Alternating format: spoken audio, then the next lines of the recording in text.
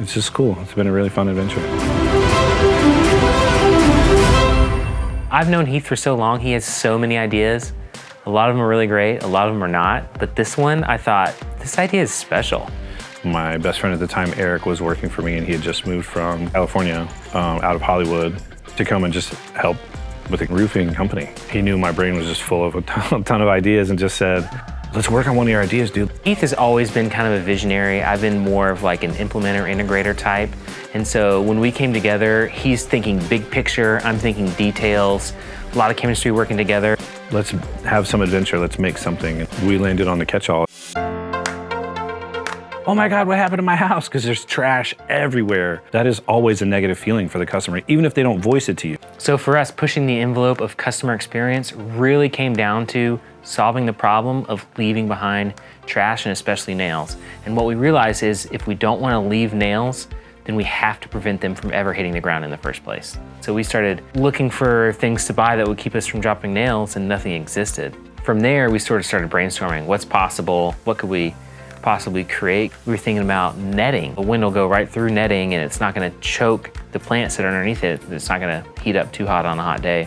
We kept ideating and talking and thinking and experimenting with stuff. And then in one of those conversations, that's where the poles came up. What if we didn't hang it on the house? What if we hung it from poles and we made it just a modular system that could really lean against any wall no matter what? And that was the big moment where we were like, oh, okay, yeah, we could do this now. And we started prototyping.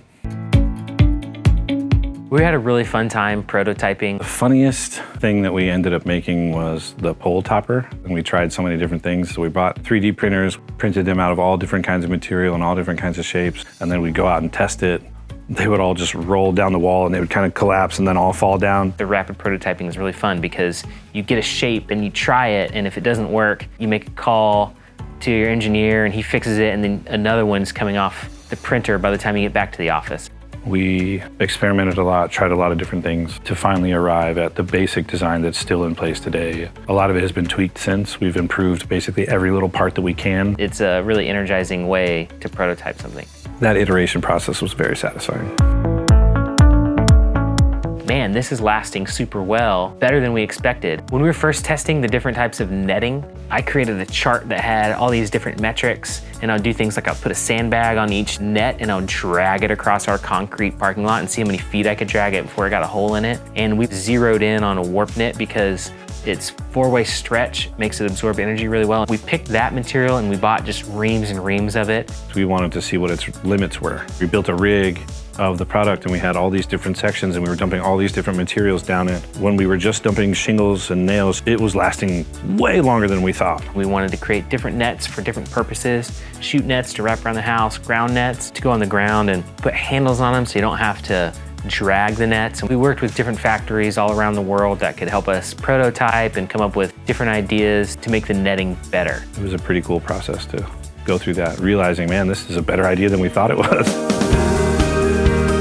It's just been a really cool journey to see how things have changed in the industry because a lot of people have the product. The CatchAll is really changing the paradigm of how roofing is done. The old paradigm is, hey, this is a messy job. We're sorry, there's nothing we can do about it. To, hey, we're a professional company. We're putting you first. CatchAll is such a game changer because it draws so much attention. It communicates quality, it communicates care, it communicates professionalism, and it screams that to the entire neighborhood.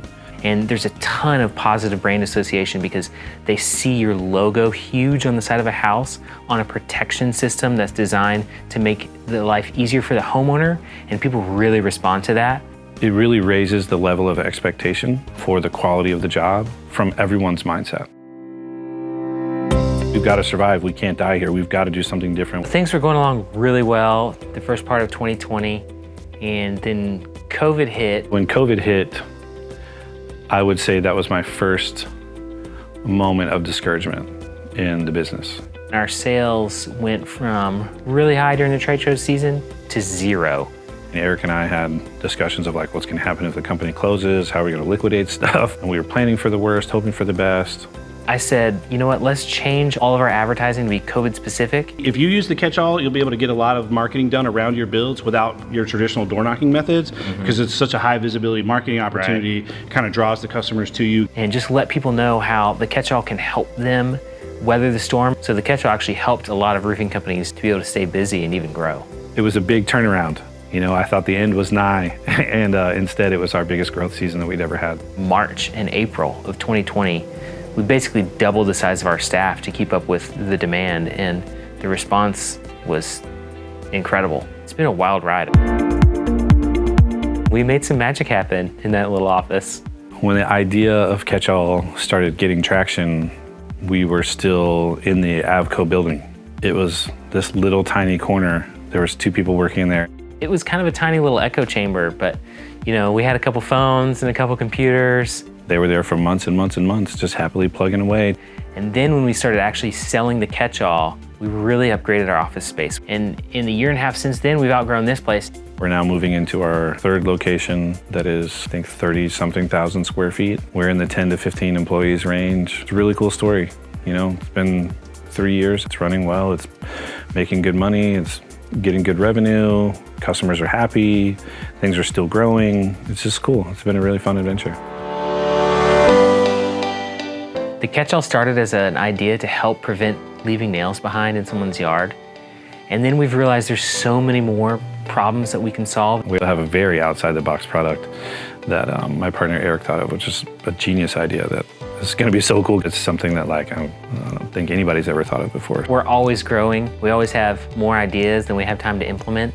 I'm trying to spend more and more time creating new ideas and developing new products. Most of them that are in development right now will be out in the market within the next 6 to 18 months. So stay tuned.